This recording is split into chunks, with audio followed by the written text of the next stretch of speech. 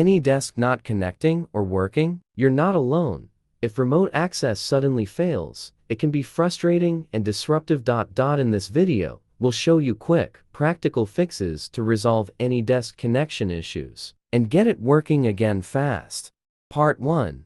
Why is AnyDesk not connecting? Part 2 to 9 quick ways to fix AnyDesk not connecting. Way 1. Check your account info. Way 2. Inspect the remote device ID.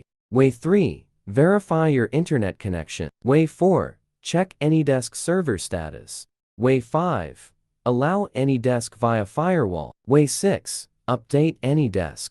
Way 7. Disable VPN or proxy connections. Way 8. Run a clean boot. Way 9. Disable IPv4 v6.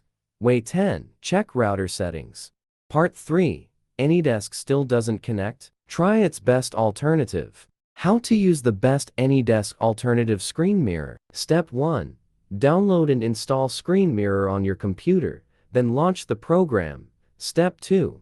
Connect your Android device to the PC via USB and select it, choosing Transfer Files to establish the connection. Step 3. On your phone, go to Settings, About Phone Software Information. Tap Build number 7 times to enable developer options. Then return to Settings and turn on USB debugging. Step 4. Grant the necessary permissions for the program. Allow it to display over other apps, and tap Turn on to install Screen Mirror on your phone. Step 5. Once completed, your Android device will be mirrored to the PC, allowing full control directly from your computer.